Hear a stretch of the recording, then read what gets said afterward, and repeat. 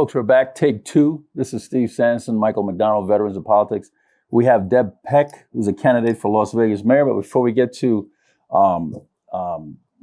Ms. Peck, I already know Mike's rant. He's going to say, go Knights, go, Stanley Cup champions, 2023, do it again 2024. Okay. Yeah. Ms. Peck, tell us all about you. Well, let's see. I was born and raised in Las Vegas. My father came here with the Union Pacific Railroad in 1939. Mm-hmm. I have three brothers. We all grew up here, went all to public school. I went to UNLV, graduated from UNLV. My degree's in biology, but I went into business instead, and I've had an insurance agency for 32 years. So you ran for Las Vegas mayor, and yes. That title has been held by the Goodmans for the past 4, 8, 12, 24 plus years, about 24 years, coming on 24 years now. Yes. What makes you qualified? Well, what made them qualified? Then I'm sitting in your chair. Yeah. Well, you know what? I've had Caroline Goodman and I've had Oscar Goodman interview them. I asked them the same questions. Well, they loved the city. Okay. And they cared about the city and cared about what was happening in the city. Okay. And my concern right now is I'm not happy with what's happening with the people that live here. It's great that we're getting the Knights and we're getting the sports. But what about the people that live here? The increased crime in our senior neighborhoods, the increased homelessness in our public areas, and it's going to affect the quality of life. And I just think there needs to be a more conservative voice in city government and also in state government, because what they pass in the legislature is going to affect us here if we can't enforce camping laws and things of that nature. So what makes you qualified? What makes me qualified is I know the people of Las Vegas. I know what they want. What do they want? They want safe neighborhoods. They want clean neighborhoods. They don't want high taxes on their properties.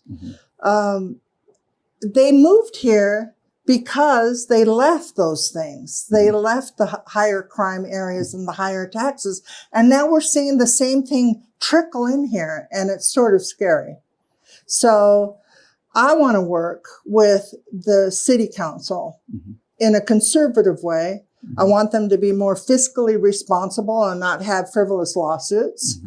I want them to think about accountability in the programs that they choose to fund, like the homeless community thing that is being talked about now. Yeah, that's down there. Well, we've had some bad experiences, but the idea that was developed in Houston, where you got the federal, state, and the city all in conjunction with one another to have a rapid housing program for the homeless and the mentally ill and the drugs.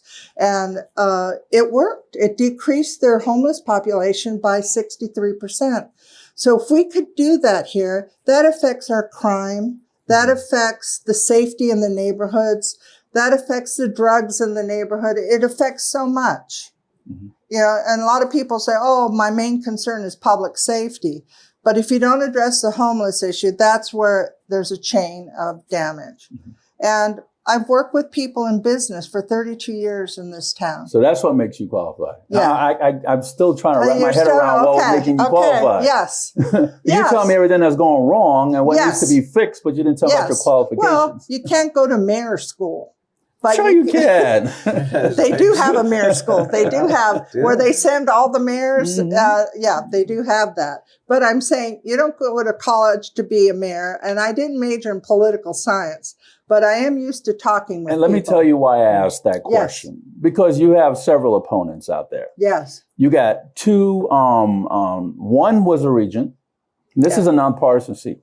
You got one was a regent, now city councilman. Yeah. You got another one that was an assemblywoman, now city councilwoman. You got another one that was a state legislature. She was in the assembly.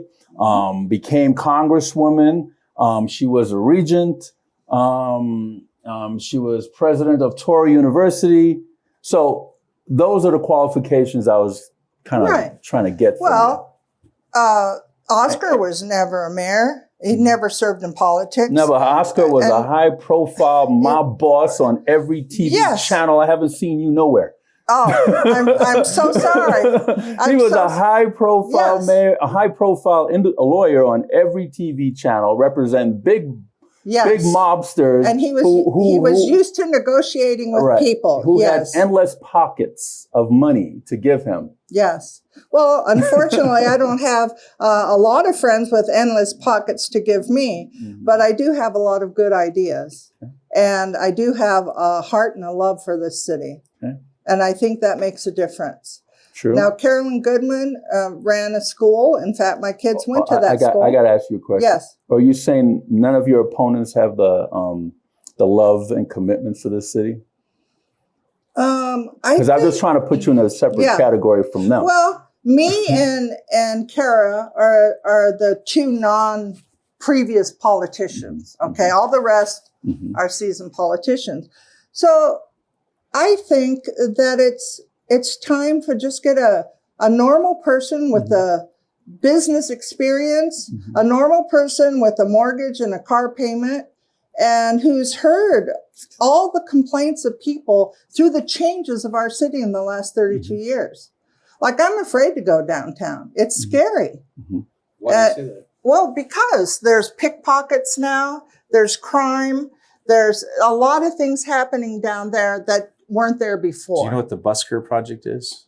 Like down there with the Neonopolis on Fremont Street, those little 6-foot circles, there was actually street performers that would dress up like Elmo and they would have they'd be sex offenders that would have little kids on their laps, or you'd have people dressed like the Minion. They'd take the tourist kids, say, give me $20, you won't get your kids back.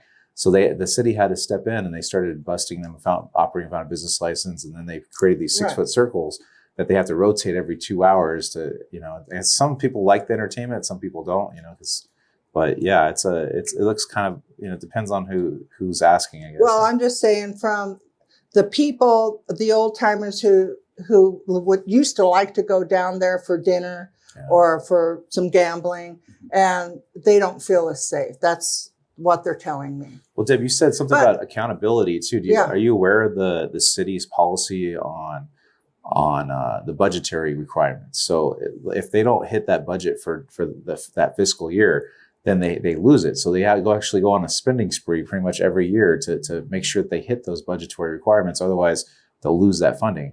So it perpetuates government waste and stuff like that. So I hope you help people hold them accountable for that, or to lower those budgetary requirements as needed. You know what I mean? Yes. So. And like the lawsuits that we've had with the golf course, that may bankrupt our city budget. I hope not, but it's definitely going to put a strain on it. Yeah. Yeah, that one. They got insurance. I got insurance to cover it. They got insurance. Well, even the red tape and business license, even to do business in the city, it was so hard. All these different various licenses you need, and when I worked there, it was so many complaints about that. And the small business person is the lifeblood of the city. Yeah. We're the ones that provide the jobs for people, and it's really important to not overtax small business, and that would be a priority for me as well. Promote economic development, not stifle it. And support small business. Yeah, definitely. So, and there's a couple of things I wanted to go back over with you. You talked about the high crime in the area. And there's a lot of people that, I've been doing this for a very long time, 1998. Mm-hmm. Politicians, they usually say, hey, crime. They try to pull on your heartstring. Crime, taxes, homelessness, veteran issues. Let's go with crime. Yes. Since you brought that up, what are you planning to do to solve crime, to reduce crime? And where is the high crime neighborhoods? And what are the crimes that are in the high crime neighborhoods? Well, I can tell you from my experience with my clients that the break-ins have increased quite a bit, and home invasions. Okay. yeah, in the Summerlin area, in the senior communities. If you look at the crime map, Sun City and Aliante have a lot of them. They target them. They know when they leave the house, and they're in and out in 5 minutes. So you're running for mayor. So Yes. as mayor, what would you do? I would get that? behind our governor 100% and increasing our police presence, promoting more law enforcement through the programs that he's encouraging. I think I'm very happy that he was elected governor. What programs? He wants to expand the police. He wants to pay the police more. Where's he going to get that money from? Where is he going to get that money? He'll find a way. So you're hoping he will do it? No. What are you going to do? But it stems down from the state. I would approve any funding to increase police presence in the city. We are under-policed right now. Deb, how about addressing the root cause of why, if you think about it, why do we have an influx of crime? We have a breakdown of our family unit. We have people that have idle hands. They're sitting around with nothing to do. We have all these people that have systemic issues that mental health. Oh my gosh, mental health is a big issue out here. And people can't find jobs, or there's not a direction in a lot of their lives. So finding those root cause of why do we have all these homeless people that are breaking into the businesses? Yeah, well, part of it is during COVID, California let a lot of their people in the jails out, and they came here. And substance abuse. Do you have proof of that? That was per Joe Lombardo. Does he have proof of that? I don't think he would lie. Okay. Well, they did give like homeless one-way tickets wherever they want. Right. It was the same thing a few years ago. We were sending all the homeless people to San Francisco, bust them. One-way bus ticket. And the governor said we weren't doing that. That was Brian Sandoval, and he lied. Yeah. Well, politicians. First thing about politicians, they lie. Why would you want to start believing them? Well, because I'm going to take him for his word. I'm not going to call him a liar. I don't have any experience with him. I wouldn't call him a liar. I would say provide proof that California is letting their prison inmates here in Las Vegas. I would like to see some proof, without saying, hey, that's what they're doing.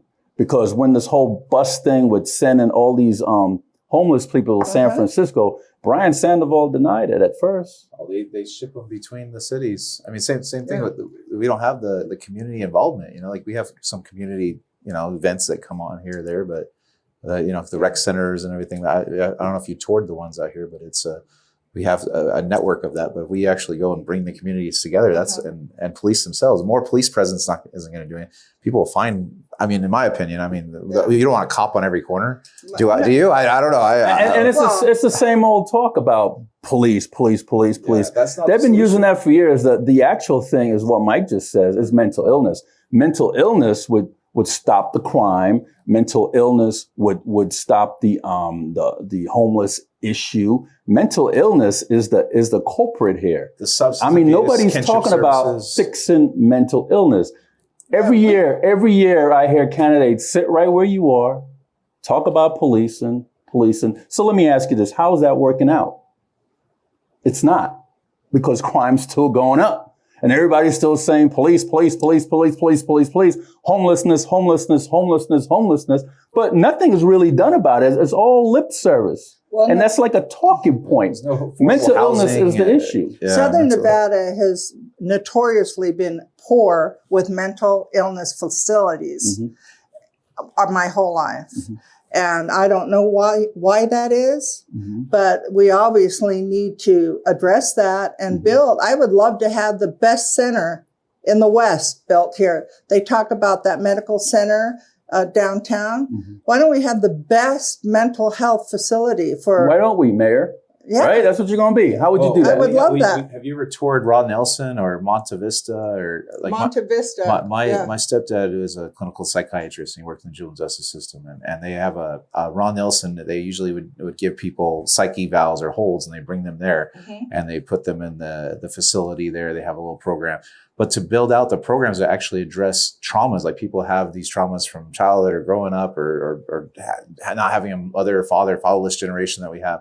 So addressing those root concerns and then being a partner in the community alongside the police and going after them young. I mean, I do see Metro actually doing more training programs and going into the community, playing basketball with the kids, like trying to foster those community relationships. Even with Hope for Prisoners, they've been doing a really good job at that. But there's so much more that could be done, you know, addressing low income housing and addressing those root causes of why we have the influx. Yeah. So if we, for instance, with the low income housing, if we do have contractors that are given grants to build them, we if they say, oh, we're going to do 300 units for so many millions of dollars, and then next year they come, oh, we can only afford 100 of them. Well, did you know that that's where the money was supposed to go with the marijuana tax? So there was $22 million in the discretionary fund with the marijuana taxes, and it's supposed to go to homelessness. Where'd all that money go? Most of it's just sitting there, and they are allowing some went to the stadium. Yeah, went to other special projects, but they have the money is allocated. And the city makes plenty of money. Trust me, I've seen the numbers on that. But delegating that and steward that money properly to where it is most needed. Yeah. So if you have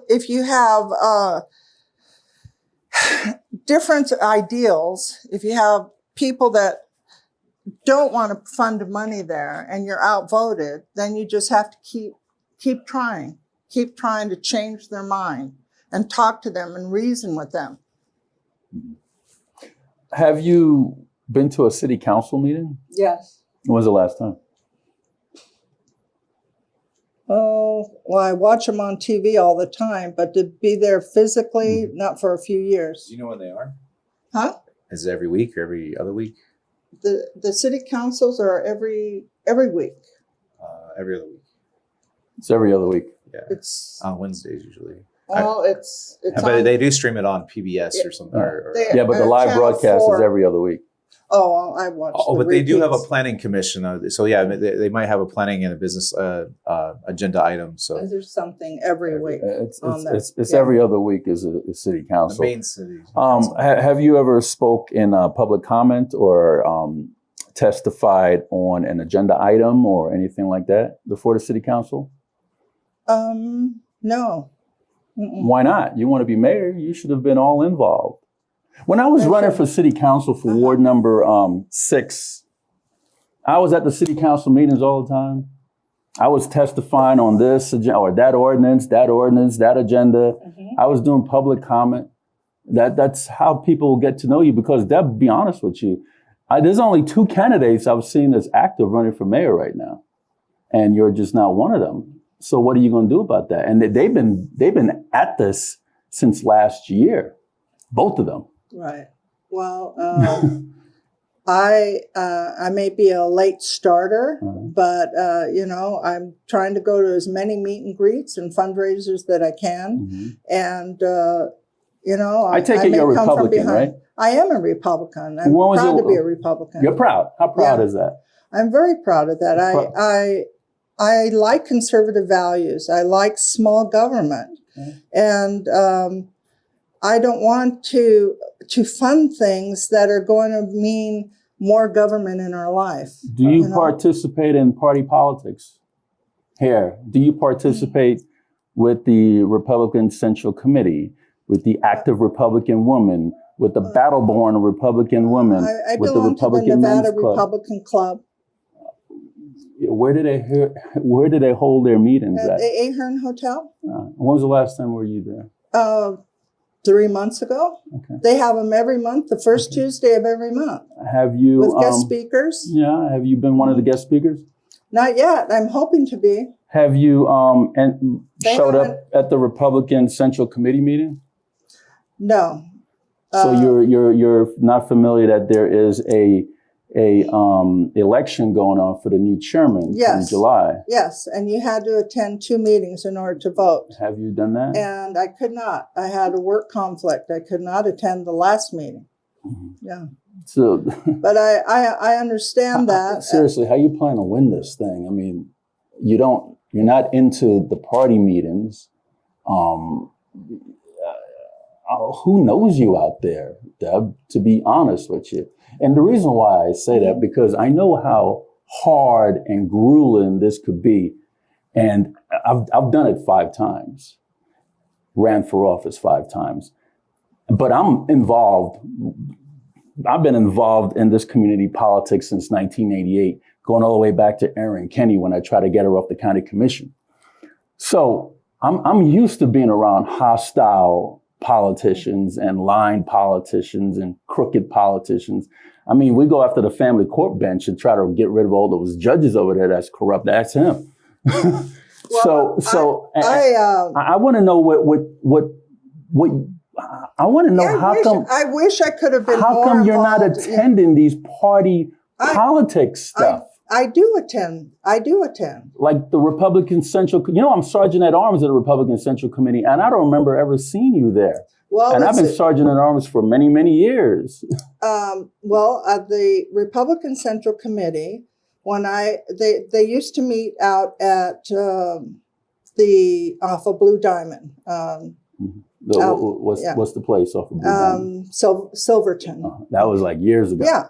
And I would attend and go out there, and it was like a screaming match. Mm-hmm. It wasn't, there was dissension. These screamers, these dissension people, they're involved though. They're involved, right? And those are what you need to go to the voting booth and vote for you. All those screamers, all those please forgive me. When there's screamers and dissensions, they might be screaming, they might be dissension. At least they're involved. About issues. At least they're about personal attacks. At least they're showing up. Yeah, they're showing up. But I don't see you. Well, and you're running for mayor. I am running for mayor, and it's a year away, and I'm just getting into the race. That's nothing. A year away. I mean, it's going to be like that. I know. It'll go fast. It's going to be real fast. Yeah, and I'll shift into gear. I've, just had some business obligations, other things that have caused me to get into the race late. If I was your campaign manager, you know what I would tell you?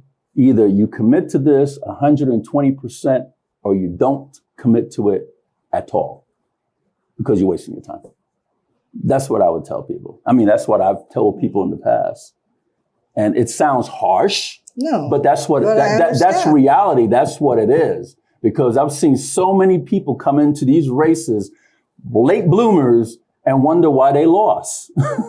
Well, Steve, I think we want a new face, a new person. Not saying that. I'm just saying the new face should have been out there a long time ago. Well, like even like I've been. I'm not talking about being a politician. No, I'm talking about. I'm talking about being involved in party politics, being involved in your community, being involved, being out there. Being at trustees meetings, being at school board meetings, being involved. I mean, do you know how many schools are in the city of Las Vegas? A lot of schools. Yeah, a lot. You could have went to those trustee meetings with the school board. I mean, they're at night.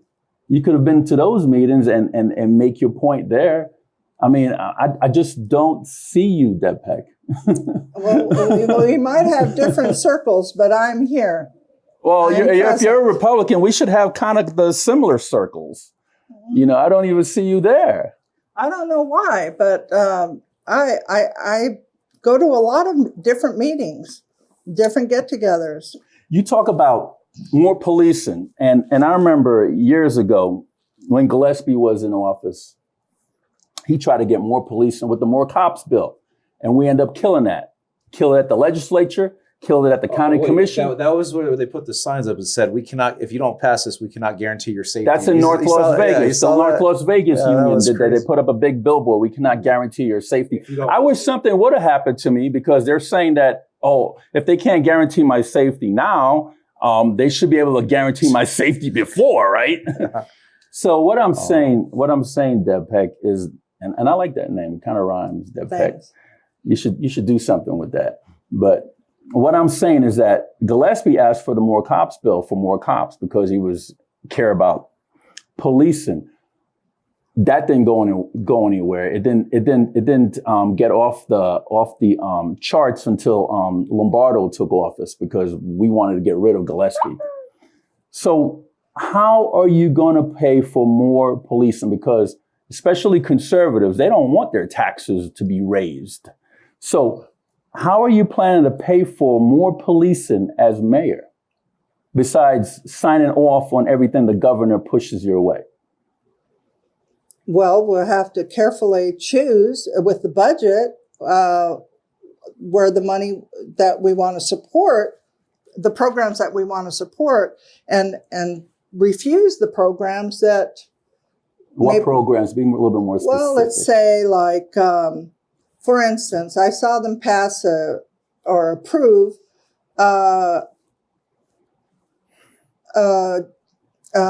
improvements or construction, multi-million-dollar construction on a library, but they didn't have the numbers in front of them, but it was unanimously approved. Mm-hmm. So why would they approve a multi-million-dollar project without seeing the real numbers in front of them? Mm-hmm. Things like that. You saying that's what they're doing now? Yeah, Cedric proposed. Yes, it proposed this library improvement, mm-hmm. and it's not. I guess it's not etched in stone, but they all approved it without knowing exactly how many millions it's going to cost. So I think with each project that you have to look at the numbers carefully and prioritize. Mm-hmm. So if we're looking for mental health places, mm-hmm. then we direct the funds to the people that can build these facilities, and maybe we can get grants and state help for those. Mm-hmm. Have you looked into it and find out if there's any grants for those mental health facilities? You can get federal grants. There's all sorts of things. No, I know you could get them, but I'm saying, have you looked into it? But who's going to do it? Did you know there's a CAB grant that's coming out, $61 million with the county right now? It's in conjunction for housing in it. And that's one of the things we're trying to do in conjunction with Alliance of Nonprofits to come up with an idea. But I do, if you don't mind, what I would also ask you about, you know that as mayor, you have certain purviews. You have the business licensing, you have the planning, you help to approve different projects for the city. Yeah. A housing project would be awesome. One thing that I've been hearing amongst a lot of neighbors and people is the nepotism of the code enforcement people. They're getting insane out here. Like they come in there and they will put liens on people's houses and steal their houses right from under them. The city of Las Vegas, city of North Las Vegas will go and put a lien on their house, and then they will call their mortgage up and collect it as an abatement. And they're taking people's properties from them. I watched a city council meeting, but the last one I watched, this poor lady was like, hey, I had a renter over there. They left the water bill on, and there's like a $2,000 water bill. And can you help me with it? And they told her, you're SOL, like you have to go. And she's over there begging and say, I can't afford this. This wasn't my, it was a rental issue. Now, code enforcement won't even let you park a car or your weeds be over 6 inches. I mean, I can understand to a certain point, but when you own a property, you should be able to do what you want with that property within reason, as long as it's not hurting anybody or something. But what one thing is they're using the code enforcement to extract funds out of people at the cost of people's misfortunes or people going through different circumstances. And they will take their properties. They'll put in liens. I don't know if you're aware of that issue or not. Well, I know some of the HOAs have even done that. The HOAs are crazy out here too. When they haven't paid they're behind on their HOA dues. Yeah. So they'll take their houses for pennies on the dollar, which is another thing. Yes. People can come in and even the one thing that's a major issue is that these towing companies will come in and somebody gets an accident or somebody gets thrown in jail. They'll take their car away, throw it in a impound lot, and they'll steal their cars. You wouldn't believe all the impound lots out here that have that are just completely full of people's property that they end up losing it because they can't afford. They get out of jail a week later or something. Anyway, just so many different issues that need to be addressed that are causing people just causing them issues, causing them strife when they don't, and it's due partly to the government over governmental regulations. You know what I mean? So what would you do to help help deregulate or to lower those governmental strong arms that are affecting the people? Yeah. Well, you'd have to determine if it's a city run or a county run. And you know about the police, actually, the city of Las Vegas doesn't have its own police force. Right. They outsource it to the county. They do have their own jailers though. So they actually pay better than the CCDC jailers that are over there that are part of Metro. Did you know that? I don't know if you're. I know the legislature recently wanted to pass a bill to not fine people for parking or paying the tow trucks that towed them who illegally parked in apartment complexes. And I don't think that's I think people have to be accountable if they break the law. But do you like people stealing your car? You you accidentally parked in the wrong spot. No, Where's my car? Being in the insurance industry, I've experienced a lot of people who had their cars towed to various lots due to accidents or theft, and the thief leaves the car someplace. Oh, Deb, I had a car in my driveway before, as just over the curb. I come out, where's the car? It got stolen. The HOA had a contract with this tow company. They towed it out of my front driveway just because it was over the curb. Like that's just crazy. And then we had to go pay. My friend had to pay $200 something just to get their car out. Like these are the issues that are affecting people. They hold them hostage. I know they do. And it's me. That's carjacking. I mean, but they're legally using the law and using the governmental regulations to go and take from people. Well, the tow truck business probably needs to be regulated a little bit more. Oh, a lot of them. Yeah. Bill, I mean, I could go on and on with different issues that I've seen or experienced. But maybe what would you do to help affect that? If you're a mayor, would you be able to be the person's mayor and be able to address these over taxations, these over governmental regulations, the cost, how it is to even do business here in the city of Las Vegas? A lot of people go other places. It doesn't promote economic development. It doesn't bring these big tech companies that we want to bring here because of the red tape that you have to, even to get a planning plan done. You know how long it takes to even do that? It's to even get a big, let's say we wanted to get a big low income housing development. Years. So, and that's what's sad. Yeah. Yeah, it would be nice to change that. So if you could streamline that, I mean, if you come up with a way to actually streamline that, or to work with your staffers and work with the city council members, I challenge the current ones there. Maybe there's a way to streamline those processes and get rid of those red tape that's causing people to not promoting business, not able, and not also affecting the people financially. It's hitting their wallet. Even the parking enforcement's crazy. I mean, we're using those same mafioso tactics that the mob used to use, and they put it into government now. So anyway. Yeah, I went downtown and parked, and I didn't see a meter, and I hadn't been down on this street in a while, and they moved the meters to the central meters, so that you pay, and I got a parking ticket, and I go, wow. And years ago you could park there free, but I mean, that's good in the sense, but it should be more easily seen. You couldn't tell. I was with 4 people. None of us saw that we had to park on that. Oh, they'll do that for events too. Yeah. Sometimes they'll go out there and just put tickets on everybody's just because they know that or go tow it. There's a bit like I went to the Renaissance Fair last year, and these people were parking everywhere, and these tow truck operators were just sitting there salivating, wait until somebody walked away and still taking their cars and making money off of it. Just sad. Yeah. So. Well, there's so many issues and so many problems, but I agree with Steve that this mental illness will solve if we could get a main center for mental health for these people. To cover anything from depression to schizophrenia or all the other issues, it would be the first step in solving the homeless problem. And then we just continue the steps for those who have to have the drug treatment, for those who need training in some job. If we could have like a community, I thought, maybe a place the size of Commercial Center, and you have the transition people that will help them go into public life.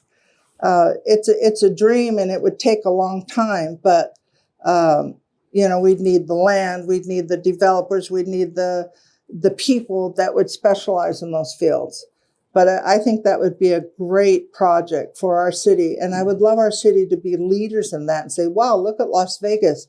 They really almost got rid of their homeless.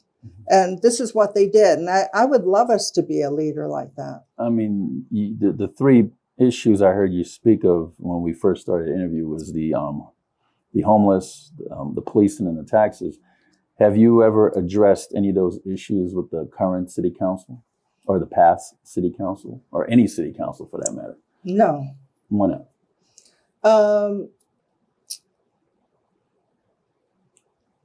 Well, for years, our taxes were really good. It's not until the last few years since Sisolak got into office that we've had increase.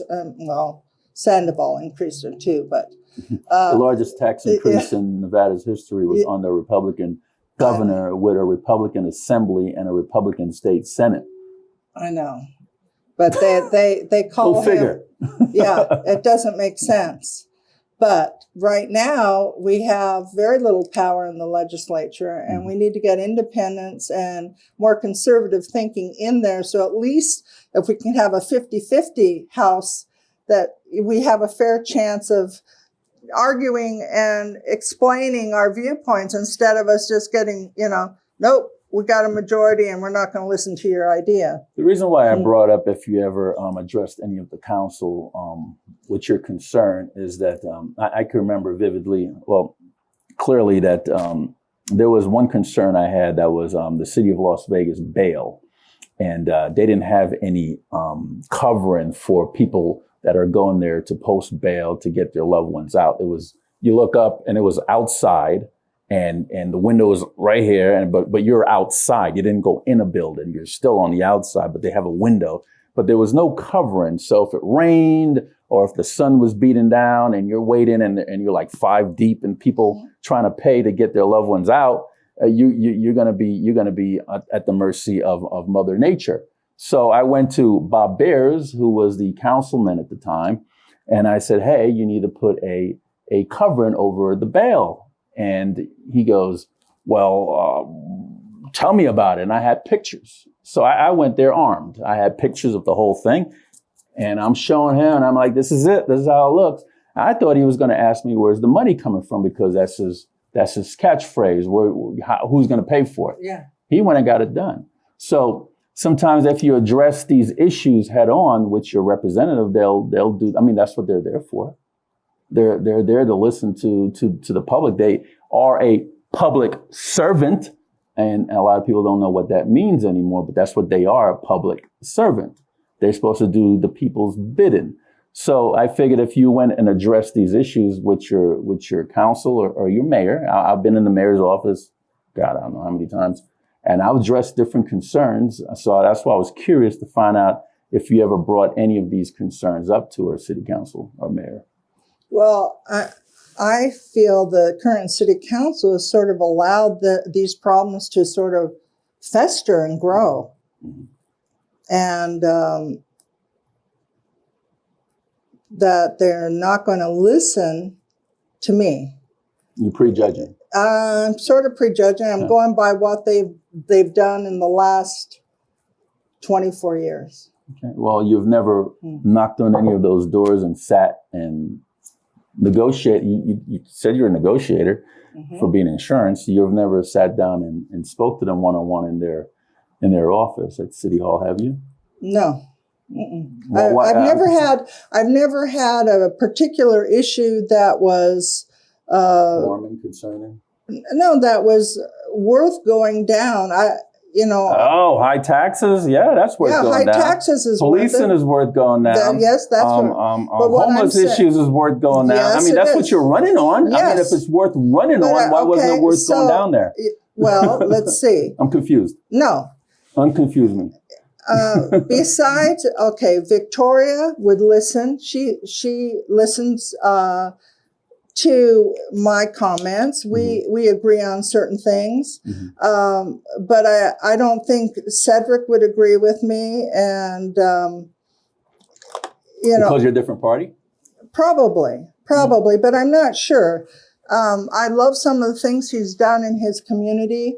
Mm-hmm. And I think, he works with the council, and I like that. Okay.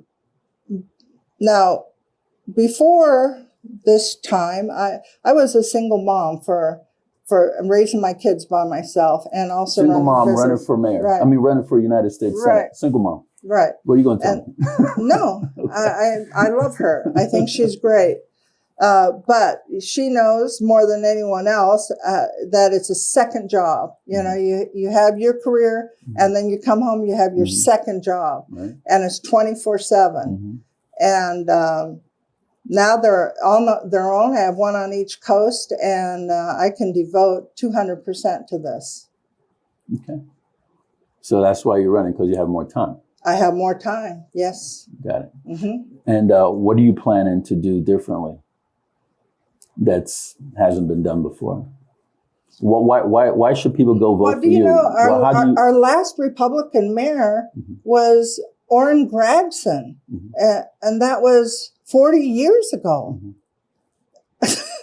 And maybe it's time to have a Republican as mayor. Maybe that'll help things. Just the viewpoint of smaller government and more conservative values. I think that can make a difference. You think so? I do. And you think that difference is going to fall with you? With me and other members of the city council. Yeah. Okay. Mike? Well, there's a lot of issues our city's facing. I mean, our city's growing rapidly. I mean, you see all the construction going on all the time. I mean, so let me correct you. There's only one place the city of Las Vegas can build, and that's in Ward number 6. Ward 1, 2, 3, 4, and 5. They probably have a lot here, a lot there.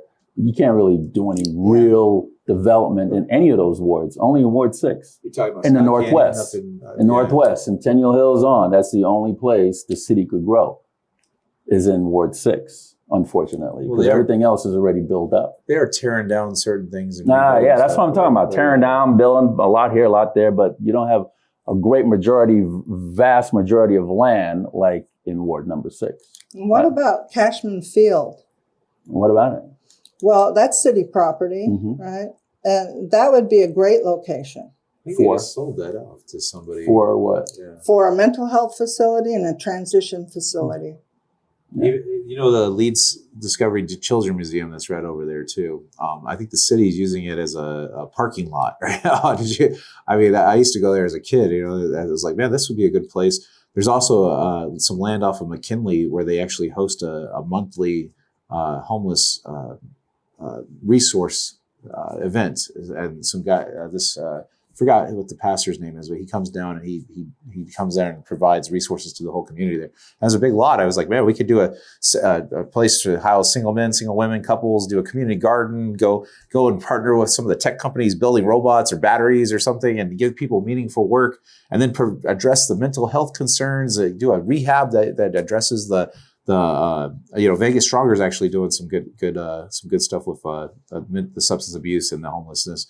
But have an alliance, which they have, the Nevada Homeless Alliance and those other nonprofits that are trying to address those issues, and coming out with mental health services to address those root concerns, those traumas that people faced, or why they have this influx of mentally ill people coming through, because the veterans don't have anything to do, or they have trauma, or they have PTSD.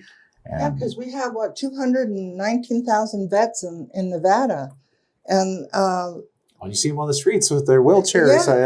Well, we have 339,000. That was a few years ago. The survey was in the state of Nevada. Well, that's the number I got from 22. We got 22 a day killing themselves too. I mean, that's a sad number to. It's actually more than 22. Yeah. Yeah, it breaks my heart. So what are you going to do? How are you going to stand out? And what are you going to do differently? Why should people be eager to go to the voting booth and vote for you, besides being conservative values? Because another candidate could probably say the same thing, and she will say, I have a proven record. How are you going to stand out? She started out with one thing. Forget about everyone starts out. How are you going to stand out? I will stand out because I keep my word, and I'll kill myself keeping my word. And anyone who knows me can trust me. And anyone I've ever had dealings with will tell you, I follow through, I show up. Okay. Well, that says a lot, because the other one doesn't. So you put together a commission and get all the ideas and bring the people. They have the solutions and then find the money for it, because there's money sitting there, for a lot of these worthy projects, and making sure that money's steward.